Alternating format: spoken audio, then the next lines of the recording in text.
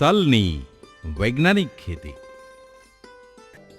ગુજરાત રાજ્યમાં તેલીબિયાના પાકોમાં મગફળી પછી બીજા નંબરે વાવેતર વિસ્તારમાં તલનો પાક આવે છે. તેમાં અમરેલી, ભાવનગર, સુરેન્દ્રનગર, રાજકોટ, સાબરકાંઠા, મહેસાણા અને ખેડા જિલ્લાઓમાં મુખ્યત્વે તલનું વાવેતર થાય છે. ગુજરાત રાજ્યમાં તલનો પાક ખાદ્ય તેલીબિયા પાક તરીકે અગત્યનો છે. તલનું તેલ તથા તલનો ઉપયોગ ઔષધની રીતે પણ ઘણું મહત્વ ધરાવે છે. તલનું વાવેતર મુખ્યત્વે ચોમાસુ ઋતુમાં થાય છે. આ ઉપરાંત સૌરાષ્ટ્રના અમુક વિસ્તારમાં તલનું વાવેતર અર્ધ શિયાળુ ઋતુમાં તેમજ દક્ષિણ ગુજરાતમાં ઉનાળુ ઋતુમાં વાવેતર કરવામાં આવે છે. તલની ખેતી આમ તો ચોમાસુ ઋતુમાં થાય છે, પણ એ થર્મો ઇનસેન્સિટિવ પાક હોવાથી એ આખા વર્ષ દરમિયાન ગમે એ ઋતુમાં થઈ શકે. એટલે ઉનાળામાં ખાસ કરીને પિયતની વ્યવસ્થા હોય તો ત્યાં ઉનાળુ ખેતી બહુ સારી થાય છે અને રોગ જીવાત ઓછા આવવાને લીધે અને પિયત શ્યોર હોવાને કારણે, ખાતરી બંધ પિયત આપવાને કારણે ઉત્પાદન સારું હોવાથી આ ઉનાળુ તલનું વાવેતર અત્યારે ગુજરાતની અંદર દિવસે દિવસે વધતું જાય છે. તો ચાલો જોઈએ તલની વૈજ્ઞાનિક ખેતીની કેટલીક અગત્યની વિગતો. જમીનની પસંદગી. તલના પાકને સારા નિતારવાળી ગોરાડુ અથવા બેસર કે મધ્યમ કાળી જમીન વધુ માફક આવે છે. દેશી ખાતર નાખીને હલકી જમીનમાં પણ આ પાક લઈ શકાય છે. ચીકણી, ક્ષારીય અને પાણી ભરાઈ રહે તેવી જમીન આ પાકને અનુકૂળ આવતી નથી. પ્રાથમિક ખેડ. આગલા પાકના અવશેષો દૂર કરી હળની 1 ખેડ અને કરબની 2 થી 3 ખેડ કરી જમીન સપાટ અને ભરભરી બનાવવી. પાકને અનુરૂપ ચાસ પાડી જમીનને બરોબર સમતળ કરી એમાં વરસાદી પાણીનો સંગ્રહ થાય એ રીતે આખી માવજત આપી સમતળ જમીનમાં અત્યારે આપણે જોઈ રહ્યા છીએ એ પ્રમાણે જો આપણે તલ વાવવાનું હોય તો 45 સેન્ટીમીટરે ચાસ નાખી અને જમીનમાં છાણિયું ખાતર જેટલી ઉપલબ્ધિ હોય એ પ્રમાણે અને નાઇટ્રોજન અને ફોસ્ફરસ ખાતર પાયામાં અડધું નાઇટ્રોજન અને પૂરેપૂરો ફોસ્ફરસનો ડોઝ વાવણીના થોડા સમય પહેલાં આપવાનો હોય છે. વાવણીનું અંતર. ચોમાસુ તલ માટે 2 હાર વચ્ચે 45 સેન્ટીમીટરના અંતરે વાવણી કર્યા બાદ 20 થી 25 દિવસે 2 છોડ વચ્ચે 15 સેન્ટીમીટરનું અંતર રાખી પારવણી કરવી. જ્યારે અર્ધશિયાળુ તલ માટે 2 હાર વચ્ચે 60 સેન્ટીમીટર અને 2 છોડ વચ્ચે 15 સેન્ટીમીટરનું અંતર રાખી પારવણી કરવી. તલમાં જ્યારે આપણે વાવેતર કર્યા બાદ 4 કે 5 પાનની સ્થિતિ આવે ત્યારે એમાં પારવણી એ અગત્યનો મુદ્દો છે, જેથી કરી અને છોડનું અંતર જળવાઈ રહે અને એકાબીજા છોડ વચ્ચે પોષણ માટે હરીફાઈ ન થાય અને ભેજની ખેંચના સમયે પૂરતો ભેજ છોડને મળે એટલા માટે લગભગ 10 થી 15 સેન્ટીમીટર જેટલું અંતર રાખી અને છોડની પારવણી કરેલ છે, જે આમાં તમે સ્પષ્ટ જોઈ શકો છો. જ્યારે 2 ચાસ વચ્ચેનું અંતર 45 સેન્ટીમીટર રાખવાથી ગુજરાત તલ 3 અથવા તો ગુજરાત તલ 2માં સારામાં સારું આપણને ઉત્પાદન મળી શકે છે. તો ખાસ વાવેતરનું 2 ચાસ વચ્ચેનું અંતર અને પારવણી કર્યા બાદ તલના જે 2 છોડ છે એની વચ્ચેનું અંતર જળવાય એ જોવા ખાસ વિનંતી. ખાતર.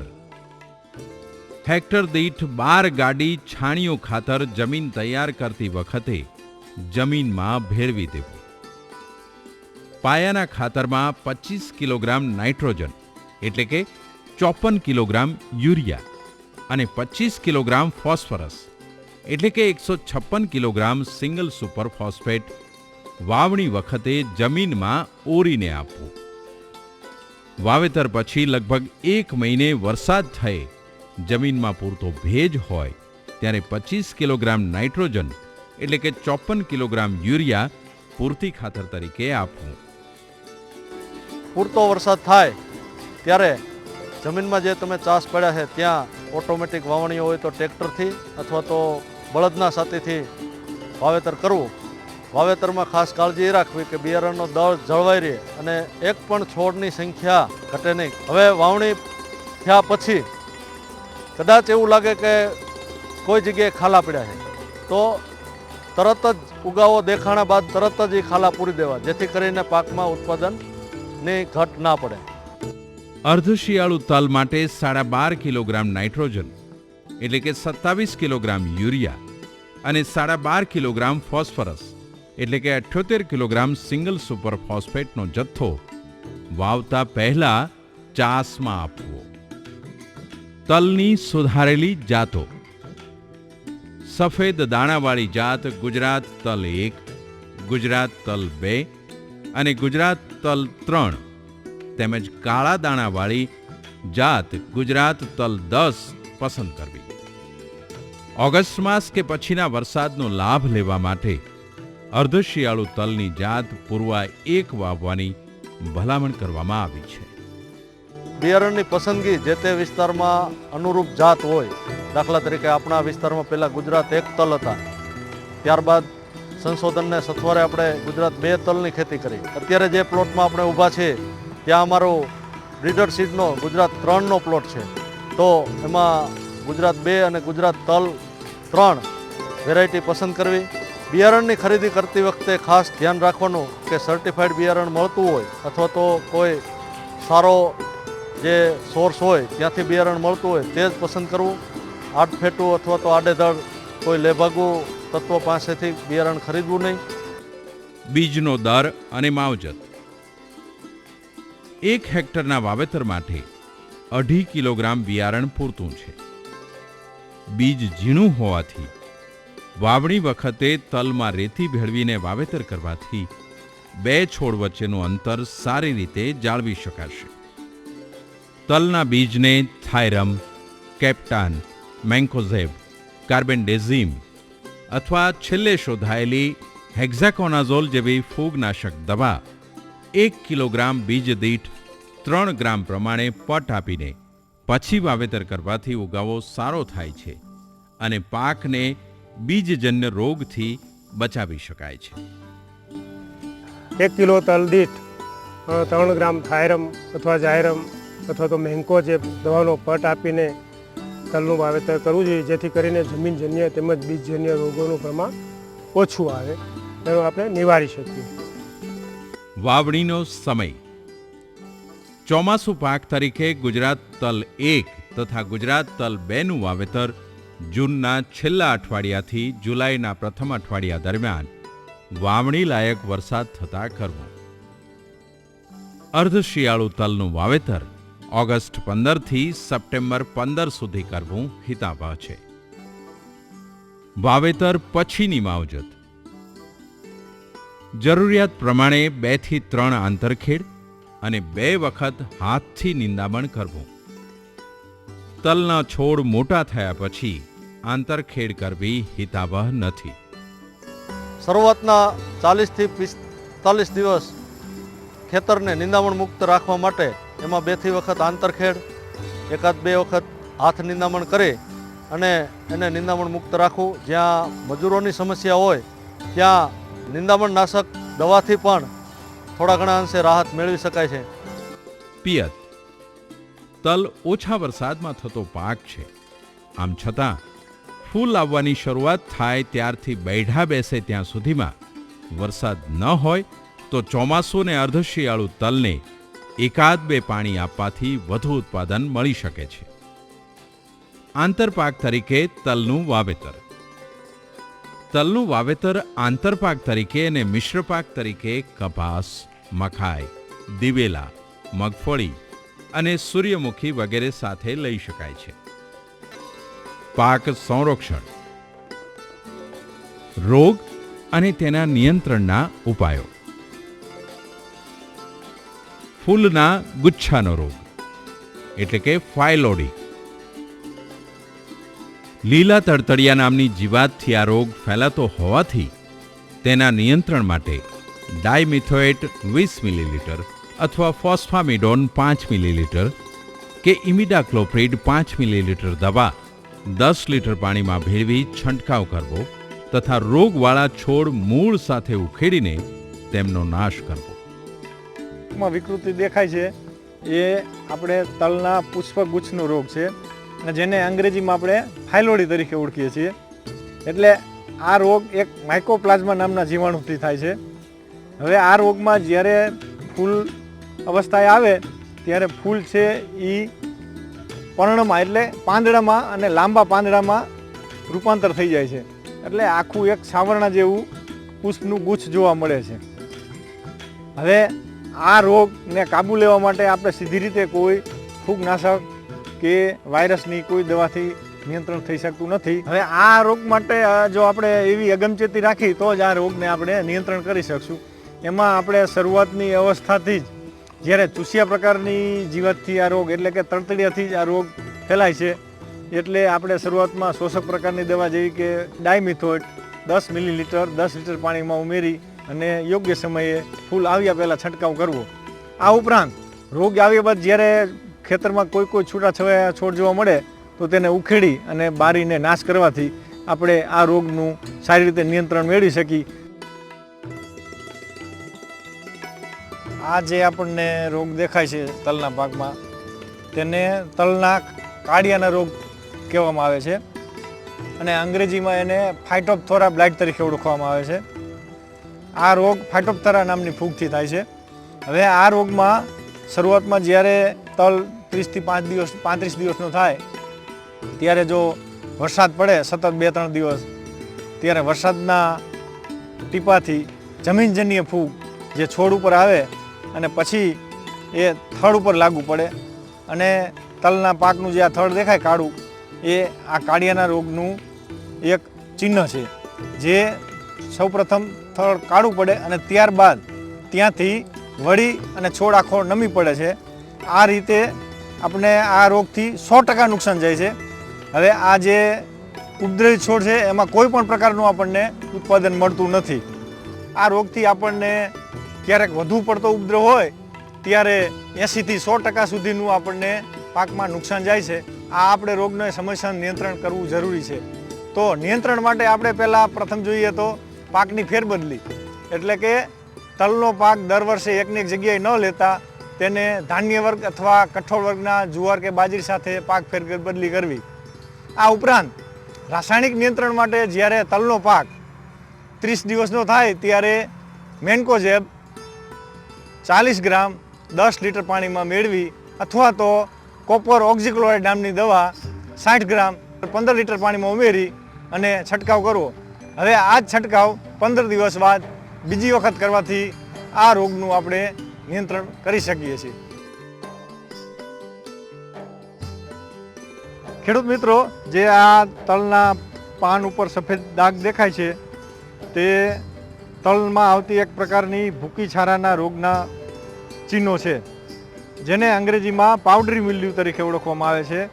હવે આ ફૂગ પાન ઉપરથી શોષણ કરવાથી પાન ધીમે ધીમે પીળું થતું જાય છે અને પોષક દ્રવ્યોનું શોષણ થવાથી પાક નબળો પડી જાય છે. છેવટે પાન પીળું પડી અને ખરી જાય છે અને વધુ ઉપદ્રવ હોય તો આખો છોડ નબળું પડી જાય છે અને આપણને તલના પાકમાં ઉત્પાદનમાં ઘણી બધી ઘટ પડે છે. એટલે આ રોગને સમયસર કાબૂ લેવો જરૂરી છે. સમયસર આનો કાબૂમાં લેવા માટે આપણે હેક્ઝાગોનાઝોલ 10 મિલીલીટર 10 લીટર પાણીમાં ઓગાળી સમયસર અને વ્યવસ્થિત છંટકાવ કરવાથી આ રોગને સંપૂર્ણપણે આપણે કાબૂમાં મેળવી શકીએ. જીવાત અને તેના નિયંત્રણના ઉપાયો. ઓપ્શન: તલના પાકમાં જીવાત અને તેના નિયંત્રણના ઉપાયો. છોડના માથા બાંધનારી ઈયળ. છોડના માથા બાંધનારી ઈયળના નિયંત્રણ માટે મોનોક્રોટોફોસ 12 મિલીલીટર અથવા ક્વિનાલફોસ 20 મિલીલીટર કે એન્ડોસલ્ફાન 20 મિલીલીટર દવા 10 લીટર પાણીમાં ભેળવીને છંટકાવ કરવો. તલની અંદર શરૂઆતથી જ જ્યારે વાવેતર કરી અને તલ ઉગે અને 2 પાને થાય ત્યારથી શરૂ કરી અને તલ પાકી જાય ત્યાં સુધી એ જીવાત જે નુકસાન કરે છે એનું નામ છે માથા બાંધનાર ઈયળ. માથા બાંધનાર એટલા માટે કહેવામાં આવે છે કે શરૂઆતની અંદર 2 થી 3 પાન ભેગા કરી અને વચ્ચે રહી અને લીલો પદાર્થ ખાઈ અને નુકસાન કરે છે. હવે છોડ જેવો જ્યારે મોટો થાય છે અને તલના પાકની અંદર એના ફૂલ અવસ્થા શરૂ થાય છે અને એના જે કળીઓ હોય છે એ કળીઓની અંદર પણ આ જ જીવાત માથા બાંધનાર જે ઈયળ છે એને આગળ જતાં એને આપણે કેપ્સ્યુલ બોરર કહેશું. એટલે કે જે ફૂલ કળી અને જે એના ડોડવા છે અથવા તો એની કેપ્સ્યુલ છે એને નુકસાન કરે છે. એટલા માટે આ જ જીવાતને કેપ્સ્યુલ બોરર તરીકે અથવા તો બૈઢાને નુકસાન કરનાર ઈયળ તરીકે પણ આપણે ઓળખીએ છીએ. 5 ઈયળ પ્રતિ 20 છોડ કે એનાથી વધે ત્યારે આપણે આ જીવાતના નિયંત્રણ માટે ઉપાયો યોજવા જોઈએ. આ જીવાતને કારણે 35% કે એનાથી પણ વધારે ઉત્પાદનની અંદર આપણે ઘટ પડે છે.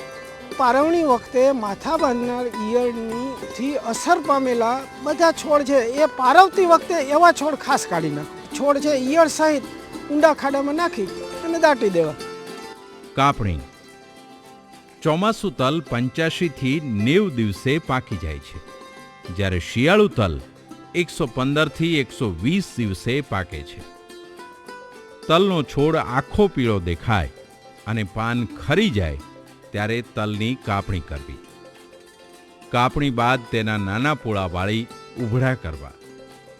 ઉભડા સુકાઈ ગયા બાદ પૂળાઓને બુંગણમાં ઊંધા કરી ખંખેરવામાં આવે છે. તલ સારી ક્વોલિટીનું આપણને ઉત્પાદન હોય તો આપણે નિકાસ કરી આપણા દેશ માટે સારું ઊંડિયામણ પણ મેળવી શકીએ અને આપણને પણ વધુ આવક મળે. ઉનાળુ તલમાં છે એ ગુણવત્તા એની ખૂબ જ સારી થાય ચોમાસાના પ્રમાણમાં. એટલે સફેદ તલની જાત અને એના દાણા ભરાવદાર હોય અને રોગ જીવાતનું ઓછું પ્રમાણ હોવાથી સારા ગુણવત્તાવાળું જો બિયારણ થાય તો બહારના દેશોમાં આવા બિયારણની છે એ ખૂબ જ માંગ હોવાથી આપણે છે એ સારી કિંમત એમાં મેળવી શકીએ. ઉત્પાદન. જમીનની જાત, વાવણીનો સમય અને જરૂરિયાત મુજબ વરસાદ પડે તો હેક્ટર દીઠ 700 થી 800 કિલોગ્રામ અને મિશ્ર પાકમાં મુખ્ય પાક ઉપરાંત 300 થી 400 કિલોગ્રામ તલનું ઉત્પાદન મળે છે. અર્ધ શિયાળુ તલનું 400 થી 500 કિલોગ્રામ ઉત્પાદન મળે છે. વૈજ્ઞાનિક અભિગમથી તલનો પાક ઓછા ખર્ચે વધુ ઉત્પાદન, સારી ગુણવત્તા અને ઊંચી કિંમત આપતો પાક બની શકે છે. તલની ખેતી આમ તો ચોમાસુ ઋતુમાં થાય છે, પણ એ થર્મો ઇનસેન્સિટિવ પાક હોવાથી એ આખા વર્ષ દરમિયાન ગમે એ ઋતુમાં થઈ શકે. એટલે ઉનાળામાં ખાસ કરીને પિયતની વ્યવસ્થા હોય તો ત્યાં ઉનાળુ ખેતી બહુ સારી થાય છે અને રોગ જીવાત ઓછા આવવાને લીધે ઉત્પાદન સારું હોવાથી આ ઉનાળુ તલનું વાવેતર અત્યારે ગુજરાતની અંદર દિવસે દિવસે વધતું જાય છે. ઉનાળુ તલની ખેતી માટે જમીન અને જમીનની પસંદગી વિશે વાત કરીએ તો આ પાક છે ને એ પાણી સામે રાખશે. એટલે જો જમીનમાં પાણી ભરાય રહે તો એ પાક બગડી જવાની શક્યતાઓ બહુ રહેલી છે. ખાસ કરીને તલ માટે હલકી અને સારા નિતારવાળી જમીન છે એ પસંદ કરવી જોઈએ કે જેથી કરીને પાણી ભરાય ન રહે. જમીન પણ એમ કે જો ઢેફાવાળી હોય તો એને ઢેફા ભાંગી અને સરસ મજાની સમતળ કરી અને પછી એનું વાવેતર કરવું જોઈએ. કારણ કે તલનો દાણો નાનો હોવાથી જો ઢેફાની નીચે દબાઈ જાય તો એની એ ઉગી શકતા નથી. એટલે તમને એકમ વિસ્તારની અંદર જે છોડની સંખ્યા મળવી જોઈએ એ મળી ન શકે. એટલા માટે જમીન સમતળ અને ઢેફા વગરની અને સરસ મજાની ભરભરી કરી અને પછી જ એનું વાવેતર કરવું. ઉનાળુ તલની ખેતીમાં છાણિયું ખાતર 5 ટન આપવાની ભલામણ છે. એટલે કે વાવેતર કર્યા પહેલાં જ પડો તૈયારી કરતા પહેલાં જ છાણિયું ખાતર છે એ નાખી દેવું અને જમીનમાં બરાબર છે એ મિક્સ થઈ જાય એ રીતે એમાં કરબની ખેડ કરી અને જમીન તૈયાર કરવી. છેલ્લા 2 વર્ષના અખતરાઓના તારણ ઉપરથી અમે એમ કહી શકીએ છીએ કે ગુજરાત તલ 2 જે સફેદ દાણાવાળી જાત છે એનું ઉત્પાદન છે એ ઉનાળુ ઋતુમાં સારું આવે છે. અને આમ છતાં હમણાં નવી વિકસાવેલી જાત ગુજરાત તલ 3 એ પણ સફેદ તલની જ જાત છે. એનો દાણો છે એ મોટો છે અને એનું ઉત્પાદન પણ ગુજરાત 2ની સરખામણીમાં છે એ સારું આવે. એટલે ગુજરાત તલ 2 અથવા તો ગુજરાત તલ 3 બેમાંથી ગમે એક જાત વાવવાની અમે ખેડૂતોને ભલામણ કરીએ છીએ. ઉનાળુ તલ માટે ફેબ્રુઆરીના બીજા પખવાડિયામાં વાવેતર કરવાની ભલામણ છે. જો એની કરતાં વહેલા વાવેતર કરવામાં આવે તો ઉગાવો ઓછો મળશે, અને જો મોડી વાવેતર કરવામાં આવે તો પાછોતરા વરસાદને આ પાકવા ટાઈમે છે એ આંબી જાય, એટલે એવું ન બને એટલા માટે ફેબ્રુઆરીના બીજા પખવાડિયાની અંદર છે એ વાવેતર કરવું. ઉનાળુ તલ માટે બિયારણનો દર 3 કિલોગ્રામ પ્રતિ હેક્ટર છે, એટલે કે 6 વીઘાની અંદર 3 કિલોગ્રામ બિયારણનો ઉપયોગ કરવો. વાવેતર માટે થાયરમ દવાનો પટ આપવો, એમાં 1 કિલોગ્રામ દીઠ 3 ગ્રામ દવા લેખે થાયરમનો પટ આપી અને પછી વાવેતર કરવું. વાવેતર માટે તલનું બિયારણ નાનું હોવાથી તેમાં જેટલું બિયારણ હોય એટલા જ પ્રમાણમાં રેતી ભેળવી અને એનું વાવેતર કરવું કે જેથી કરીને છે એ બિયારણ એક સરખું પડે.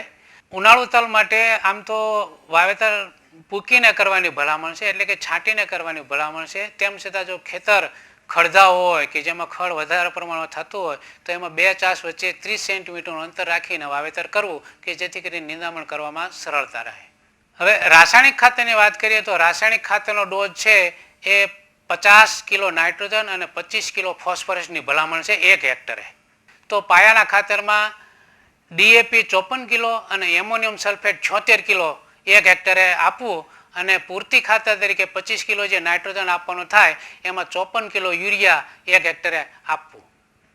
ઉનાળુ તલમાં પિયત એ એક ખાસ અગત્યનું પરિબળ છે. આ ઉનાળુ તલની ખેતીમાં કુલ 8 થી 10 પિયતની જરૂરિયાત રહે છે. આમાંથી પહેલું પિયત છે એ વાવેતર બાદ તરત જ આપવું, બીજું પિયત છે એ 6 દિવસે આપવું જેથી કરીને ઉગાવો છે એ તલનો સારો થાય. પણ આ બધા જ પિયતમાં છે એ બહુ પાણી ભરાય ન રહે એટલા સપ્રમાણિત પિયત આપવું. પાણી ભરાય ન રહે એટલા માટે ક્યારા છે એ સમતળ કરવા અને ક્યારા લાંબા ન કરતા ટૂંકા રાખવા કે જેથી કરીને વ્યવસ્થિત પાણી આપણે પાઈ શકીએ. ઉનાળુ તલની ખેતીમાં શરૂઆતના 45 દિવસ સુધી પાકને નિંદામણ મુક્ત રાખવાની ખાસ જરૂર છે, અને આના માટે હાથથી 2 નિંદામણ કરવા કે જેથી કરીને નિંદામણ મુક્ત રહે. પરંતુ જ્યાં મજૂરની ખેંચ હોય અને એવી જગ્યાએ આપણે હાથથી નિંદામણ ન કરી શકીએ અથવા તો ખેતી ખર્ચ વધતો હોય હાથથી નિંદામણનો, એવી જગ્યાએ નિંદામણ નાશક દવાની પર ભલામણ કરવામાં આવેલી છે. આના માટે એલાક્લોર નિંદામણ નાશક દવા 60 મિલીલીટર 10 લીટર પાણીમાં ભેળવી પાછી પાણીએ ચાલી અને જમીન ઉપર ભેજ સપ્રમાણ હોય અથવા તો ચાલી શકે એવી વરાપ હોય ત્યારે છે એ છાંટવાની ભલામણ છે. ઉનાળુ તલની ખેતીમાં રોગ જીવાતની જો વાત કરીએ તો ઉનાળામાં રોગ જીવાત તલની અંદર છે એ આવતા નથી અને એટલા માટે જ એનું ઉત્પાદન સારું આવે છે. ખાસ કરીને આમાં દવા પણ ઓછી છાંટવી પડે છે રોગ જીવાત ઓછા આવવાને લીધે, પણ તેમ છતાં પણ જો અમુક તડતડિયા નામની જીવાત માટે પણ જો આપણે ધ્યાન રાખીએ કે જે ભલામણ મુજબની દવા જો છાંટવામાં આવે તો આવી દવાનો અવશેષો છે એ બીજમાં ઓછા આવવાને લીધે ઓછા અવશેષોવાળું બિયારણ છે એની ડિમાન્ડ છે બહારના દેશોમાં ખૂબ જ હોવાથી એમ કે આપણે એનો સારો ભાવ મેળવી શકીએ. ઉભડા કરીએ ત્યારે ચૂસ્યા પ્રકારની જે જીવાત આવતી હોય તો એના માટેને મિથાઇલ પેરાથિયોન નામની દવા ભૂકી આપણે ખેડૂતો ઉભડા ઉપર જ છાંટતા હોય છે. તો એવું ન કરતા એને ઉભડો જે હોય એની ફરતે દવા જો છાંટવામાં આવે તો બહારથી આ ચૂસ્યા પ્રકારની જીવાત છે ઉભડામાં ન આવે અને દવા બિયારણ ખંખેરવા ટાણે એ દવા બીજમાં ન ભળે અથવા તો દાણામાં ન ભળે એની જો કાળજી રાખવામાં આવે તો અવશેષોનું પ્રમાણ ઓછા આવવાને લીધે આપણે બહાર એક્સપોર્ટ કરવાની તકો એની ઘણી જ ઉજળી રહેલી છે. હવે ઉનાળુ તલની અંદર જો કાપણીની વાત કરીએ તો સામાન્ય રીતે આ તલનો પાક છે એ 90 થી 95 દિવસની અંદર તૈયાર થઈ જાય. તલના બૈઢા પીળા પડવા માંડે છે એટલે સમજી લેવાનું કે આ પાક છે એ તૈયાર થઈ ગયો છે. એટલે બૈઢા ફાટે નહીં એ પહેલાં જ તલનો પાક છે એને કાપણી કરી અને એના ઉભડા કરી દેવા કે જેથી કરીને તલ ખરી ન જાય. ઉનાળુ તલના ઉત્પાદન લગભગ 1000 થી 1800 કિલો 1 હેક્ટરે આવે છે. ઉનાળુ તલમાં છે એ ગુણવત્તા એની ખૂબ જ સારી થાય ચોમાસાના પ્રમાણમાં, એટલે સફેદ તલની જાત અને એના દાણા ભરાવદાર હોય અને રોગ જીવાતનું ઓછું પ્રમાણ હોવાથી સારા ગુણવત્તાવાળું જો બિયારણ થાય તો બહારના દેશોમાં આવા બિયારણની છે એ ખૂબ જ માંગ હોવાથી આપણે છે એ સારી કિંમત એમાં મેળવી શકીએ.